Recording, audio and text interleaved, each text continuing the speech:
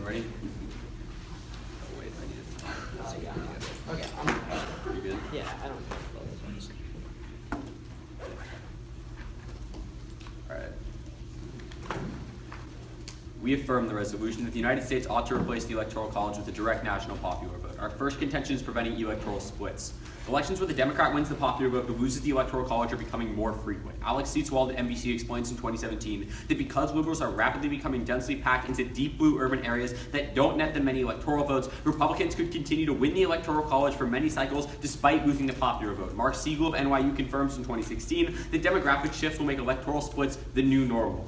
There are two impacts. First is U.S. leadership. Global research professor Ian Bremmer explains in December 2016 that electoral college splits produce polarization and a questionable mandate to govern, causing other countries to doubt the legitimacy of U.S. democracy and look to China as a leader instead. Crucially, government professor Robert Weaver writes in 2007 that while Chinese leadership threatens democratic efforts, U.S. primacy is necessary to ensure the future of global democracy. The second impact is climate change. Alan Newhouser at U.S. News explains in 2015 that the tipping point for climate change is as soon as 2036. And while the GOP has dismissed climate change, the Democratic presidential candidates all want to cut CO2 emissions, which they can do by signing international agreements. Absent CO2 reductions, strategic studies professor Robert Sharp explains in 2014 that climate change is the single greatest threat to the survival of humanity, as it will cause natural disasters and rising sea levels that decimate food and water sources, forcing countries into resource wars backed by nuclear weapons. Contention 2 is helping racial minorities. Subpoint A is abolishing swing states. Swing states hurt minorities in three ways. The first is that they're disproportionately white. Milo Beckman of 538 writes in 2017 that while minority voters are loyal to Democrats, white voters split between the two parties, so the states with the highest white populations end up becoming swing states. Andrew Gelman at Fox confirms 2016 that because important swing states are all at least 80% white, the Electoral College makes the electorate effectively 5 percentage points whiter. The second is harsh voting restrictions. John Perlow from the Daily Coast reports in 2017 that 8 of the 12 swing states have introduced voting restrictions that decimate minority turnout, disenfranchising hundreds of thousands more voters than the small margins of victory that exist in those states. However, Christopher Keelty of Medium reports in 2016 that while voting restrictions in swing states frequently decide the Electoral College, they can't do enough damage to swing the popular vote election outcome. Third is electoral gerrymandering.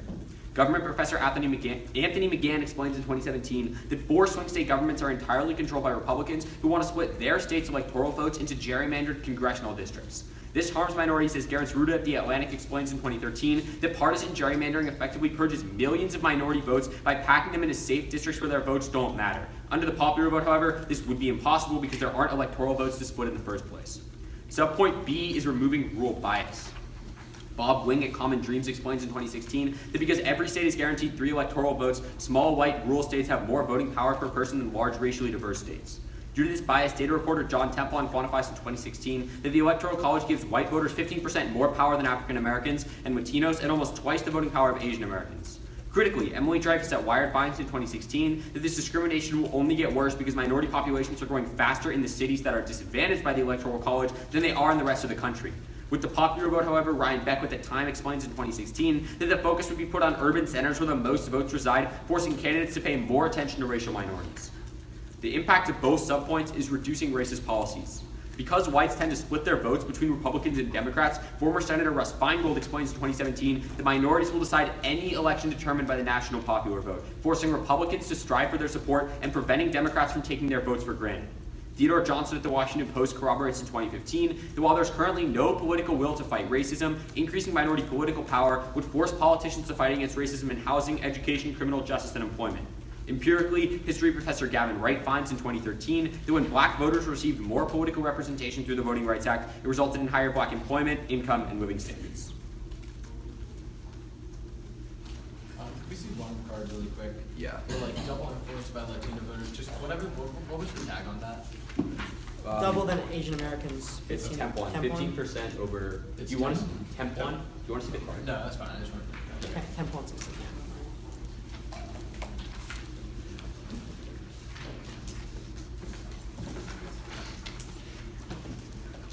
Everybody ready? Yeah. Awesome.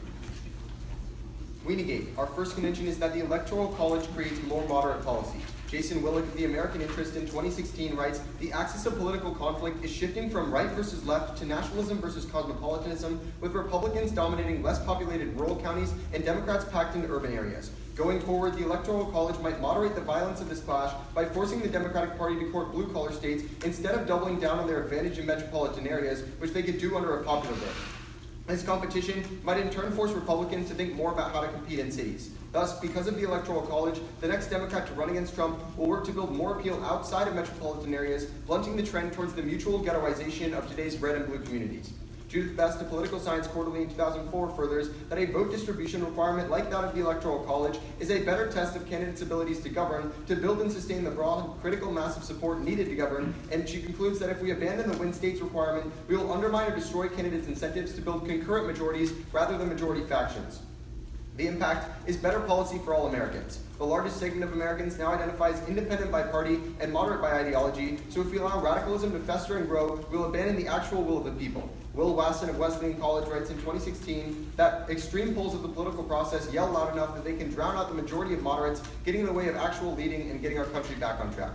Our second contention is that the Electoral College saves democracy. Subpoint A is pluralities. While the Electoral College has not failed to produce a winner by majority since 1824, the results of the popular vote in 4 of the last 7 elections were simple pluralities, or the winner not receiving 50% of the vote. This gets worse with the popular vote, as Alan Guelzo from Gettysburg College explains in 2016 that without the Electoral College, there would be no effective brake on the number of viable presidential candidates, and abolish it in a field of a dozen micro-candidates, the winner may only need 10% of the vote and represent less than 5% of the electorate, and presidents with smaller and smaller pluralities will only aggravate the sense that an elected president is governing without a real electoral mandate.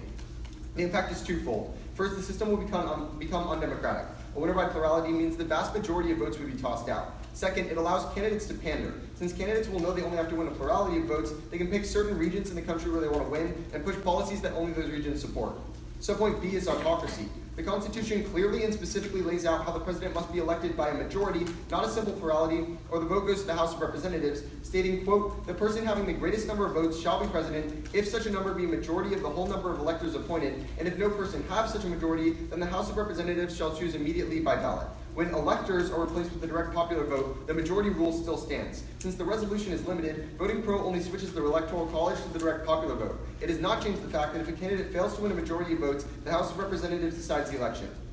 Grafton of UC Irvine explains in 2005 the danger of this, stating, were we to switch to direct elections, minor parties might run candidates so as to force the election of the House by creating a situation where no one gets a majority.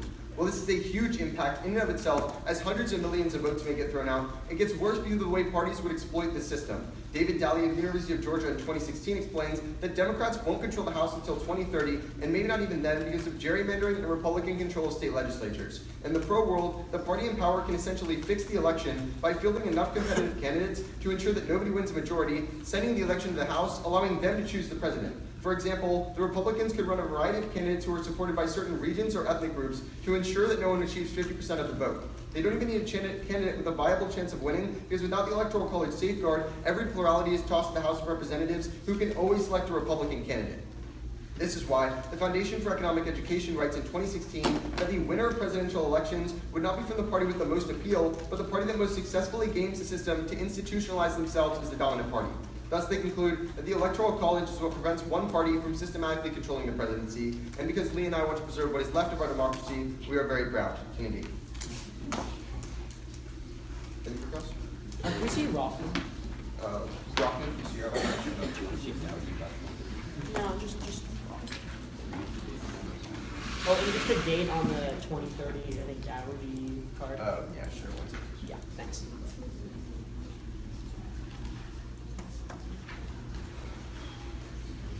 The date on Dowdy, 2016. Okay. Actually, can you tell me when? Sorry. Yeah, it's just no problem. Sort of matter before or after this latest election.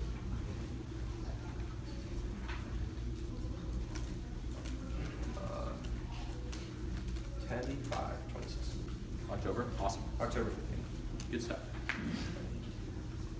And this is the other card, guys. All right. Do you mind if you answer that during Crossfire? Yeah. Cool. Okay. Everybody good? Cool. So on your second contention, you cite this Guelzo card that says that there's going to be like more candidates under the popular vote. Yep. Why is that? Okay, so like the first reason is because they could throw the popular, like they have a lot more power because they could throw the election into the House by like retracting Can't votes they do that from- under the Electoral College if they win a specific state? If they win a state, when's the last time they won a state? I mean, McMullen was closer to winning a state than any candidate has been to like winning the popular vote in the this last election. Wait, no. So the popular vote margin, like, what is the popular vote margin usually? This year it was like 3 million voters, right? Yeah, but like, so percentage-wise, it's like 2-3% of the population, right? I guess. Okay, so Gary Johnson got 5% of the popular vote. So like a third-party candidate could very easily swing the election by like in terms of percentages, but like getting enough states But to why swing can't the they election. just do that right now? Like one state or a couple states in a specific region probably Wait, goes so back to the what House. is what is according the to your electoral college margin? Like the electoral college margin compared to the popular vote margin, the electoral college margin is always much larger because the electoral college magnifies. Not by the vote total in swing states. The vote total in swing states that determine the election is much smaller than the vote total on the national level. Yeah, like but the number of electoral votes is kind of a ridiculous margin to look Yeah, at. but the electoral college always like magnifies any plurality and turns it into a majority, and it's done so. Yeah, but if since you're 1824. magnifying a margin that's so small, all the third party needs to do is like throw off the but so voters there's in the never- specific swing states. Like There's that- never a plurality; they always get a majority. Like there's like you'd have to prove to me that it's like likely at all that like the electoral college fails to produce a majority. But can I ask you a question? Yeah. So like in your world, when a candidate doesn't win a majority of votes, they win a plurality of votes. What happens? I mean, we don't have to defend a specific advocacy of the resolution. I would argue that you do. No, we're just defending the concept of a direct national popular vote. I mean, yeah, with the concept of direct national popular vote, like it's very important what happens when somebody doesn't get a majority. Since in 4 out of the last 7 elections, it's happened. So like half the time, you're saying like we're just not going to know what's going to happen in a direct popular we would vote. argue that it's kind of ridiculous to pin us to a specific advocacy when the I think text it's of the kind of ridiculous resolution for you is guys like to have a floating direct advocacy national that popular you guys- vote. But if you want to make this runoffs argument, we would say that like the most likely implementation of a runoff is that 40% of the if one candidate doesn't get 40% of the vote, Sure. it never So, like, the happens. thing And your proposed in House argument 1979 is specific to the Electoral College. Like the 12th Amendment is within the context of Okay, electors so, existing. like, If an you get amendment rid of of the the Electoral Constitution- College, those electors don't exist. Okay, so an amendment to the amendment to the Constitution has to go through the House of Representatives, right? Sure, So I like, guess. why would they want to give up this power that they have? Because the resolution says you have to replace the Electoral College. Yeah, but it doesn't say you have to replace the tiebreaker in the Electoral College. Dude, that's in the Electoral College. Yeah, it is. Like you just said that it was in the Electoral College. And the amendment that you Electoral read College said the could word still- electors. Wait, like the tiebreaker is not like inherently linked to it. Like you could have an electoral college with a runoff. You could have an electoral college with like an instant runoff voting. You could have like direct like an electoral college where like the plurality winner wins outright. Like the Yeah, but tiebreaker's not our inherent to the electoral college system in the US that the resolution is obviously talking about has this system in place as part of the Electoral College. We're out of time anyway. Alright, can you prep? Yeah, I'll take these notes.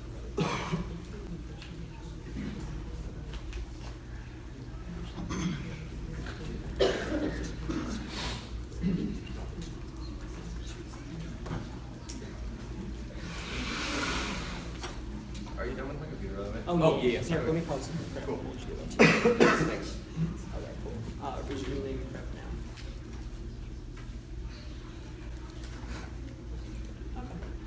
Good. Yeah. Alright, that's 26 used.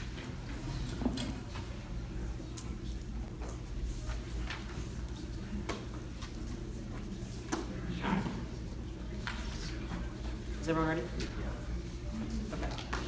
Start on the first condition about polarization. First, non-unique. Polarization is high and increasing in the status quo. Stanford researcher D.D. Kyo found in 2015 that the level of polarization in America is unprecedented and will only continue to grow in future years. But second, turn-in. Because computer science professor John Kozer writes in 2013 that under the Electoral College, turn-in is 11% lower in non-swing states because their votes don't matter, but under the popular vote, 80% of Americans will become more involved. This will reduce polarization because Paul Steenkis at the U.S. Common Defense writes in 2014 that with low turnout, only the most extreme voters show up, but increasing turnout has a moderating effect, and since turnout is low now, only AF has a risk of solvency for the problem of polarization. But third, it's non-unique. They focus on their base right now. Democrats aren't going to be in rural areas in swing states, and Republicans aren't going to the urban ones. Political science professor Brian Robertson writes in 2016, the candidates already use all their money trying to increase base turnout in swing states, and Eliana Johnson of the National Review according to 2016 that in the status quo, only 6% of swing state voters are swing voters, and the other 94% are locked up in one of the two parties. But fourth, turn it. Right now, they talk about like geographical distribution, but right now, Democrats have no incentive to campaign in like Texas, a deep red state, and Republicans have no incentive to campaign in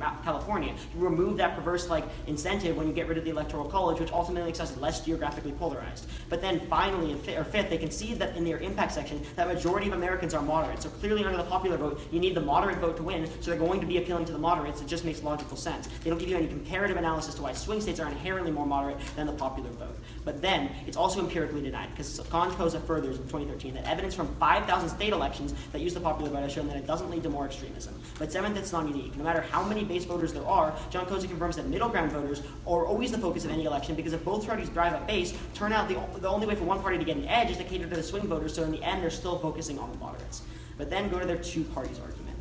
A bunch of responses. First, there's no link because two-party system is self-referential and self-preserving. Political science professor George Edward writes in 2004 that a medley of other factors such as American political culture, state ballot restrictions, federal funding statutes, and others have created a permanent institutional duopoly that the Electoral College could never overcome. But again, Marcus Drometer furthers in 2013 as an economist that major parties empirically implement higher barriers to entering the race as a candidate in response to more third-party support, so they'll just restrict the ballot and increase barriers. This will make a huge difference, especially because economist Thomas Stratman found in 2003 that merely a $1,000 increase in filing fees results in a 43% decrease in minor party candidates. But then third, they don't have a link. Aaron Hamlet of the Center for Educational Science writes in 2016 that since media doesn't give any attention to, or doesn't give any coverage to third parties, they wouldn't win under the popular vote because they couldn't get enough support. But then fourth, there's no candidates who could win the popular vote but couldn't win a single state. That's really ridiculous. They don't give a warrant for why the popular vote incentivizes more third party candidates. But then fifth, turn it. Like, it's easier for minor parties to win a single state right now. For example, Evan McMullen did a ton of damage in Utah, even though he had no influence in the popular vote, because you can get super regionalist candidates, like imagine Strom Thurmond too, in like the 20th century as well. But sixth, and finally, it's really ironic that they're talking about votes being tossed out as their impact when the Electoral College tosses out 80% of the votes and only cares about the swing states. But then go to the final thing about the contingent elections. This is really silly. First, the resolution says the direct national popular vote. This system neither elects people directly from the people, or elects presidents directly from the people, nor via popular vote. Direct is a key word too, because it says that there wouldn't be like these intermediate electors who are actually deciding it, an intermediary of the House. But second, there's no link, because the 12th Amendment, which is all the things they're quoting, is in the context of the Electoral College. If we abolish the Electoral College and replace it, as the resolution suggests, then we would replace the entire 12th Amendment and there wouldn't be House elections. The 12th Amendment says specifically, you need a majority of the electors. The electors only exist under the Electoral College. So if you don't get a majority of the electors, that's when it goes to the House. And additionally, their enforcement mechanism is like the top two electors appointed, as they read in their case, are the ones who the House decides between, which clearly implies that if electors go away, this whole system goes away. But then finally, their impact is just that Republicans will control the House. But backlash to Trump will change this, as the Hill from 3 days ago finds in a generic House ballot, Democrats lead Republicans by 9 points, meaning 2018 is going to be a backlash surge election. They're going to flip 25 seats, and that's ultimately going to result in a Democratic-controlled House. So we'll be switching it over time. Okay. We're gonna start on it's fine. All right, sorry.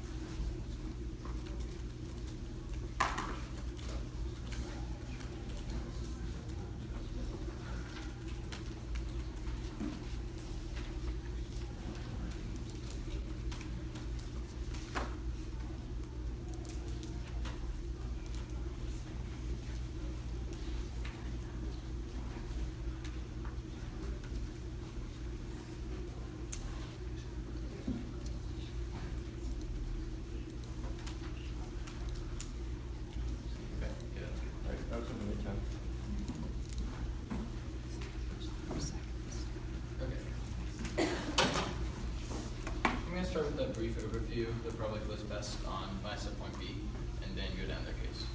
Everyone ready? Wait, one more time. All right.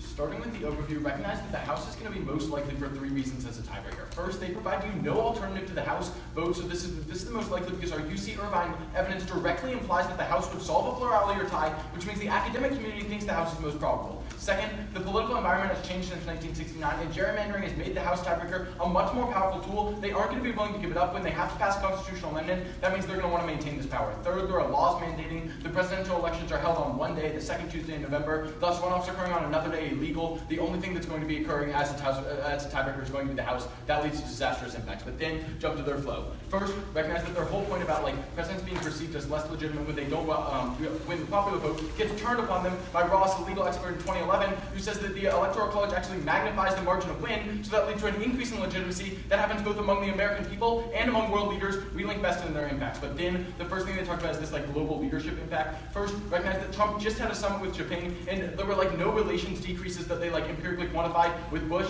This is just a theory they have with no empirical backing. But then second, recognize that this is so unlikely. They have no understanding of global affairs in this argument. A, China is not a democracy, so why do they care if we're democratic? But then B, why do we China cares about way things a ton more than our electoral system. They just want to be able to work with the U.S. But then when they talk about climate change, recognize that even if they do prove this argument, they just prove that China comes to global primacy. That's probably a good thing for climate change because Japan is actually committed to enacting climate change policy. So at best, we link in there. But then move on to minorities, which is probably what they're going for. So first, their link is going to be on how swing states are more white. Recognize first that you turn this because the battleground states aren't representative. The specific parts of them that candidates campaign in are. Alternate explains in 2016 that the idea of swing states is a misconception, and candidates actually spend the most of their time in a few specific counties within these key states, and those counties are a lot more racially diverse. A closer look at that shows that all groups are getting attention. Second, you turn this because battleground states are becoming more and more diverse. Politico finds that key battleground states like Florida are seeing increasing shares of minorities. Moreover, there are unique groups of minorities like Cuban Americans that are given attention specifically because they live in a battleground state. PR Newswire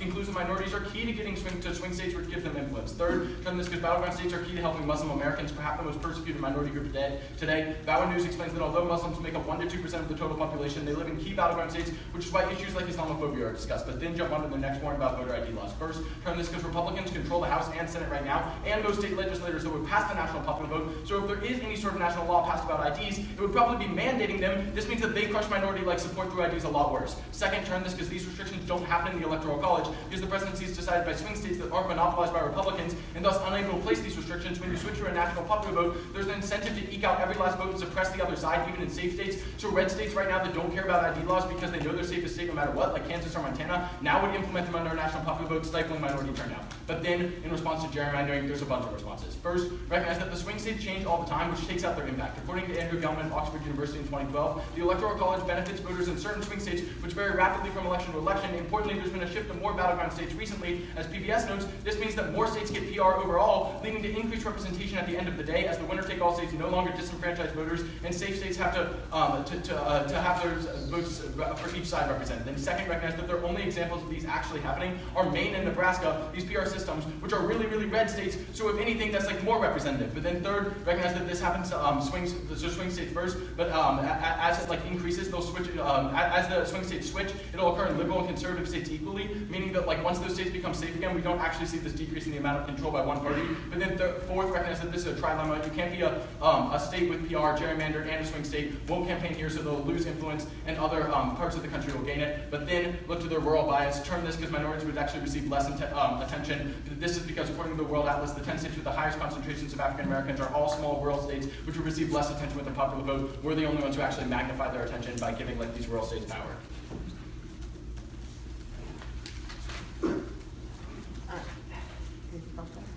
Yeah. A lot of questions. Okay. So first, when you say there's no alternative to the popular vote, what if just the candidate with the most vote wins? Okay, so wait, no alternative to To tiebreaker. the tiebreaker, my bad. Yeah. That concedes the links into it. That concedes the what? impacts to our plurality argument. No, Because no, if you're no, saying that candidate- plurality winners just win. Yeah, and the then plurality win winner, the last if they get 7 45% of the vote, which is what plurality happens winner, now. You just conceded. the Yeah. impacts to Like plurality most of the time they argument. get 40 to 45% of the vote. They're still pretty legitimate. If your terminal impact's going to be getting 45% of the vote isn't legitimate enough, Okay. that's an argument we can I mean, handle. like, But I just want to say this tiebreaker argument doesn't. Jimmy's going to get up and read to you explicitly why that's really, really false. Okay, but then but- also but- you advocate for this 1979 plan No, I where we don't. have runoffs under 40. When you did did in I- first draws. You said the runoffs would be under 40%. I don't know Right. what you're saying. I mean, I- if there was a runoff, Dick said if there was a runoff, it would be under 40%. But also, our argument is just that the person with the most votes would win the election. Is how the direct national popular vote All right, seems and we'll like talk it. about why that's really Okay, we can talk about that. And then also that still doesn't mean that the House is the Okay, most cool. likely option to be implemented. Yeah, sure. Do you have another question? Sure. So when you talk about, wait, actually, let me see what I'm talking about. Oh yeah. So the World Atlas card is just about black voters, right? So like if on balance the rural states are like more white, don't we include the minority power in general? So repeat that, sorry. The World Atlas card just talks about black voters, right? So like if on balance swings or the rural states are just more white, like they have less other minorities, then don't we still like win a link to this convention? We would say that that's like probably like that's one of the more important minority groups, and then also Wait, like, blacks are like the only important. No, not more the only important than other. important. They're more important than other But, minority groups. Like I would say that like that's minority not what groups I'm as a saying. whole are like what we need to represent, not just like That's not what I'm specific saying. minorities. What I am saying is that like that's an example of the minority group. I guess It's an you provide example, minorities. sure, but like they're still more white than the rest of the national average. And then But also, that's can I ask you about about? swing states, that's You said not like about small states. the electoral college helps Muslims. Like, how did this play out in the last election? Like this discourse on Islamophobia. Like We that say was it's an good. overall trend, and we say that Trump is like an anomaly. Trump isn't an like okay, so, but your argument Yeah, we has say, to like, rely we- on the we- fact that we we say have that we get a- discourse on like- Islamophobia like, because okay, of the I think electoral you guys are college, and missing that's a the good entire- I thing think you because guys are like missing the entire point like, on this resolution. which This presidential resolution candidate is not a good discourse? referendum of the electoral college. Wait. It's would a national popular vote be better than electoral college? Yeah. Just because things are bad under the electoral No, but I'm college just trying to doesn't disprove mean this they don't term. get a whole hell of a I'm just lot trying to worse disprove under this the term, national right? popular vote. Like at what point has like the discourse on Islamophobia helped anyone? We're saying the discourse gets a lot worse under a The national discourse popular gets worse. Okay, Yeah. I think that's hard to That's like, get that okay. much worse. That's fine. Why? What is like the top reason why third parties don't like why people won't vote for third parties in the statute? Top reason? I mean, the top reason is they're not on the ballot. That's like a big Wait, thing, right? Gary Johnson was on all 50 states ballots. I don't right? think it was on all 50 states. No, he was on all. There was like a 50. bunch This was of like a big allegations. publicity thing that he was on all 50 states. Like it was a big thing. Okay, I mean, and look that you up. can read evidence for that, like- but like additionally, there's like increasing filing fees, which decreases their Okay. enrollment. There's But like a bunch of other would you like, agree that the top reason that like people don't vote for third parties is because they're told that they're like wasting their vote? I wouldn't say it's a top reason. I'd say that's like my Really? favorite reason. Like, I Like think also that- is third that, like, parties, one of the like more I don't know. I reasons, didn't vote please? for Jill Stein because I thought she like was crazy and thought vaccines were bad, and like I didn't vote for Gary Yeah, Johnson. but because I that's didn't know because what of electoral your was. political preferences. I'm talking about people who line up with third parties. People who line up with third parties, why don't they vote for third parties? I would say people who like line up better with the third parties like vote for the third parties right now. They're just not very prevalent. Okay, we'll take some breath.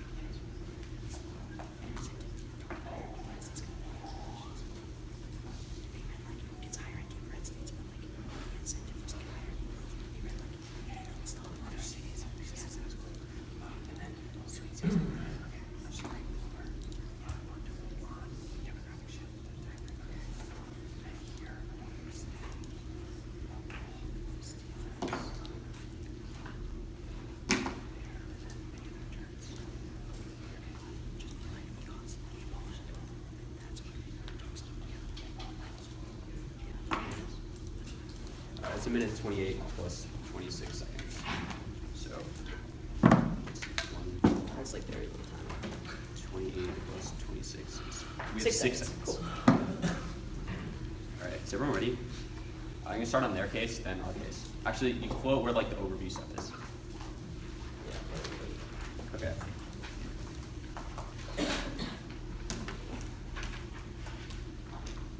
They get up here and read this overview that the House is the most likely implementation of like this like sort of runoff system without ever responding to any of Matt's defensive threat and rebuttal. The first one is that it's a direct national popular vote. Not only is this not direct because you have the electors as an intermediate, but it's not a popular vote because the election is being decided by a very few number of people, not the actual populace. Their interpretation is not resolutional. Additionally, their evidence is talking about the 12th Amendment, which exists within the context of the Electoral College. They have no link here. Their evidence in case even says the word electors, which are obviously gotten rid of if you have the Electoral College. But additionally, their impact card comes from Dowdy, which says the Democrats won't control the House until 2030. But this is from October, before the election. Our The Hill card from 3 days ago, it postdates this and says the Democrats are going to win by 9 points. So even if they win this argument, they have no impact. Now go to our case.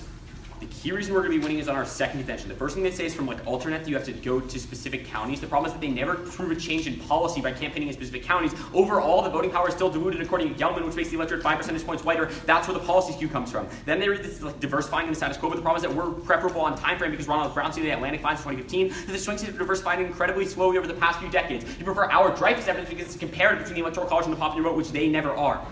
Then they read this card that says that like PR Newswire, it says like that states that swing states are like helping specific minorities, but the problem is that this evidence isn't holistic. Bradford Plumer and Mother Jones explains that before the while some swing states help minorities, on balance minorities are hurt by swing states. Additionally, they read it's like that battleground states help Muslims, but obviously Trump disproves, as we pointed out in Crossfire. Additionally, the Nate Silver evidence says that the voting bloc that is like most overrepresented in swing states is Trump's voting bloc of white non-college educated voters. On our second link, you can extend Perlow and Keeley because their responses are not at all responsive. The first thing they say is that there's going to be more Republican control, which leads to like more national voter IDs. But Mueller in 2012 says that this is like literally not going to happen. There's no reason there would be national voter IDs. Then they say that but the problem here is that the voter IDs are going to be more impactful under the Electoral College. Perlow says that 8 of 12 swing states have voting restrictions. They say that there are no ID. Like we have empirics here, so you prefer us. This is going to swing the outcome. Keelty says that it doesn't swing the outcome under the popular vote. They say that there's going to be like an increased incentive under the popular vote. But obviously, the incentive exists in the status quo. Perlow shows that 8 of 12 swing states have these voting restrictions, and they never show that if there's an increase, it's going to swing the election to the popular vote, which it won't. Can we see Mueller? Yeah. Jake, do you have Mueller? I can get it. It's in the Balkans, right? Yeah. Yeah, you go pull it.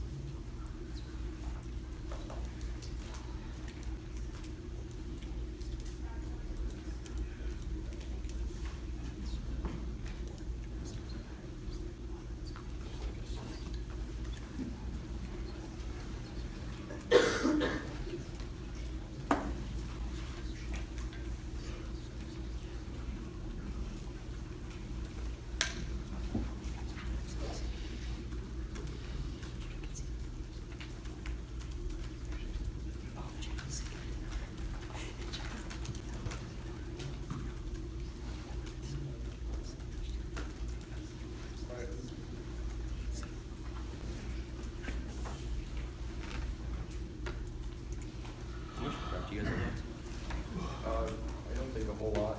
I'm pretty sure that's all of it, right? 10 seconds. That's too Yeah. cool. There's 134, I don't know. Yeah, we took about 50 seconds. Okay. All right. I'm going to start on their first convention and then just go down their case.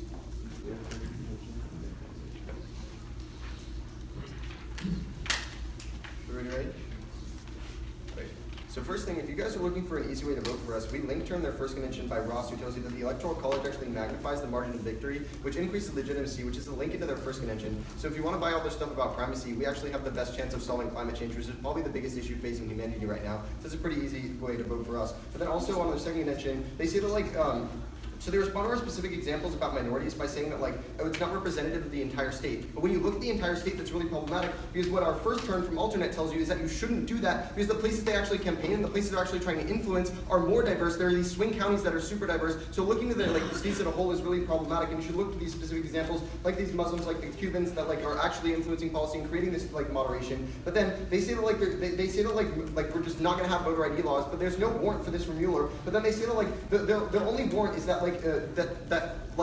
voter ID laws in just swing states aren't enough to shift the popular vote, which is actually a warrant for why they're going to increase voter ID laws and bring them to safe states as well, because in Republican-controlled safe states, they can suppress minority votes all around the country, and that could actually swing the popular vote. So that's just another reason to actually have more voter ID laws under a popular vote. But then, also, they don't respond to our return from the World Atlas, which is that African Americans are concentrated in small states, which are actually going to have less power, so it's another link into minority representation. But then, on our subpoint A about plurality, they say that plurality candidates are just going to win outright, which is really problematic because it concedes all the impacts in our subpoint A, which means this is going to be represented undemocratic, which is going to get even worse because the political science quarterly Judith Best that we read in case tells you that the electoral college is what causes the two-party system, and without the winner-take-all nature of the electoral college, third-party candidates can add votes across states, which is going to create make third-party candidates more powerful, which is going to lead to lower and lower pluralities, which makes it really undemocratic and also increases pandering. Then also we're probably winning at the House is most likely because their only alternative is pretty bad, and then our UC Irvine evidence, which is the only source about this,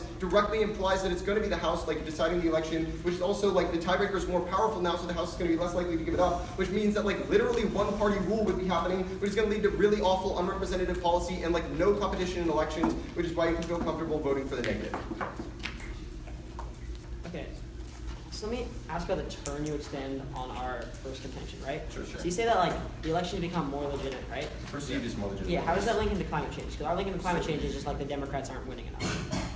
Wait, your link Well, is okay, then it links in. No, no. reduces privacy. Our link, So, the Newhouser card, the argument was that Democrats would win more under the popular vote, and that would be a good thing because they would I solve understand that, but it links Wait, into what did you privacy. say? But legitimacy is not You guys read two D-links on primacy, so I just kind of figured you wouldn't go for it. And you also Because you don't said understand that the impact of Trump primacy. disproves, Yeah. and you said that it was unlikely for two reasons that no one would turn to China. I mean, yeah, but these are things that you Also, guys you said that didn't China's explain in better the for summary. climate change, so you kind of double turn yourself too.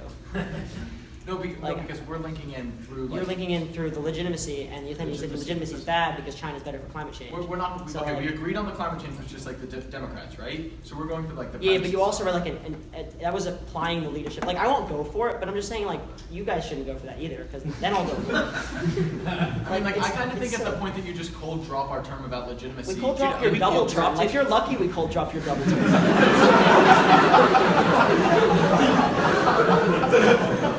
It's not a double turn because what you talk about, by your own logic, you said the Democrats is a different warrant than legit. Yeah, but you applied- your warrant, I your don't think we're warrant gonna for get your there, that's fine. turn is based on China.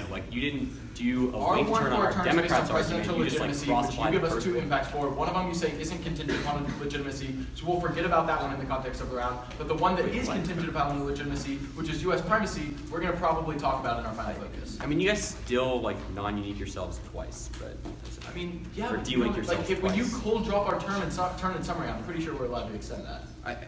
I mean, I feel like it's probably okay for us to extend your defense if it gets you out of your own turn, right? I didn't know you guys were gonna go for it. I mean, even if you prove that, we can still extend presidential legitimacy and just talk about why that helps with global affairs, even maybe not in the realm Okay, of so you primacy. guys, all right, great. Go ahead, read new impacts in second final. Not really new impacts. You drop your impacts. You drop Because you okay. put red defense on it. Alright, That's fine. We're not going anywhere. We're Alright, going in space. do you have another question for us? Yeah, sure. So, why wouldn't the popular vote again just have this the most votes wins? That's the direct the direct part, right? Is this a direct election? Our UC Irvine evidence, which you read, directly implies. Is it talking that about a the House- direct popular vote, or just Okay, it just so, says when you abolish the electoral college? It's still direct in the sense that you have a direct Yeah, national you still popular have vote, the and direct when it national popular fails vote. to produce a majority, It's the- then That's it not goes to the directly House. elected. No No, longer but yeah, direct. you're right that because it's not working, but you still Yeah, have a your system doesn't work. you still have the popular vote, but then you just have a tiebreaker. Your we're not saying argument is that we have a the House direct just national becomes a popular national vote and That's then not our this argument. other thing. That's not what the act is. The act is So you just a have- direct national You popular vote. have a direct national popular vote, and when it fails to do what it needs to do by the Constitution, you have to go to the House of Which, by the Representatives. way, the tiebreaker is not just I mentioned mean, around the you guys electoral also college, don't it's mentioned respond to the throughout evidence that the says that the constitutional argument that you guys read is talking about electors and is in the context of the electoral It college. talks. It's in Article 2, Section 1 of the Constitution, which talks about a lot of stuff besides the Electoral College. Alright, So let's it's not take just specific to 6 that. seconds.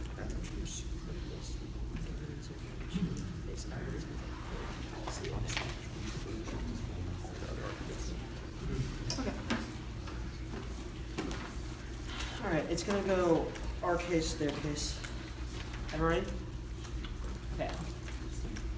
Jake and I would contend that racism is the most important impact because it clearly links to a specific distortion of policy against racial minorities' interests. Don't buy that or weigh that over intangible stuff about democracy that they're going to extend. But then quickly on our first contention, first note that they extend this as a double term because they say legitimacy decreases or increases and legitimacy is bad because of China, and also they read defense on our legitimacy impact, so don't vote for them here.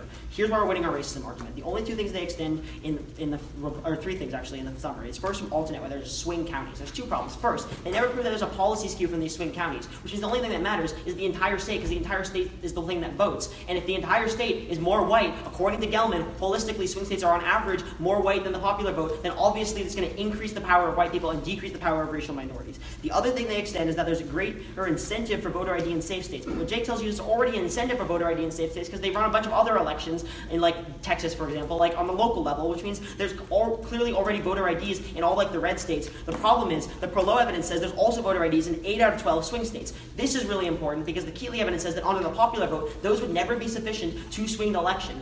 The warrant for this is that there will always be some big Democratic strongholds like California and New York that'll never have voting restrictions that have tons and tons of people, which means they'll never be enough to swing the popular vote. This outweighs any of their turns they read about how they might be minorities might be concentrated in swing states, even if they somehow win that, because at the end of the day, if they can't vote because of the voting restrictions in swing states and the swing states change and the voting restrictions are sufficient to swing the elections as per Perlow, then it doesn't matter with the demographic data. The final thing they said is the World Atlas talking about blacks being more represented in rural areas, but again, they can't explain in Crossfire. Other minorities are less represented in rural areas. They're on balance more white, and also swing states are the states that matter. They don't campaign in the rural areas anyway. Swing states are the key, and swing states are more white. But then quickly on their case, on their first contention about first subpoint about polarity, they sent through so much ink. I read you Edwards, Dromedar, Stratman, and Hamlin all saying there's other institutional barriers to third parties that exist. They don't respond to any of those. And then on their second contention, they just keep extending this UFC Irvine card. Remember, it's not direct. And second, and more importantly, we abolished the 12th Amendment when you abolish the Electoral College. Their evidence talking in the context of if you don't get enough electors, it goes to the House. But obviously, electors go away, so the person with just the most votes wins in a direct national popular vote. They don't extend any reason why that's bad.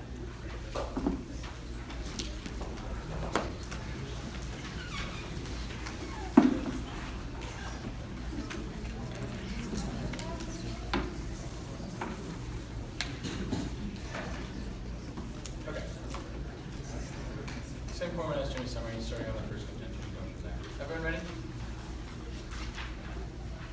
Start with the term that they drop in summary from Ross saying that the Electoral College magnifies his legitimacy. Even if they say that if the climate change thing is a different link, and they say that the China primacy, we have non-uniques, we still solve best for global affairs because their primacy evidence isn't specific to China, and we only responded specifically to China. At that point in time, we're winning the link into primacy, which is probably the biggest impact in the round because that outweighs on scope and magnitude because it's in the entire world. But then looking to their racial minorities thing. First, they say that only entire states matter. But what alternate says is it's specific counties that actually shift this. For example, in Florida, the I-4 corridor is the only county that actually shifts the state. At the point that what shifts the state are counties. Counties don't matter. Those are a lot more racially diverse. We win the link there. But then you can look at the fact that diversity is actually increasing in swing states, so we're going to be solving back for this. But then on voter ID laws, their only response is Mueller says a national one won't happen. But when Republicans control the House and the Senate, and they're the ones passing this amendment, they have every incentive to have a national voter ID law, which means that they drastically reduce minority turnout. They never respond to that fact. But then there's an incentive for safe states to do so. Even if they prove that these safe states wouldn't tip the election,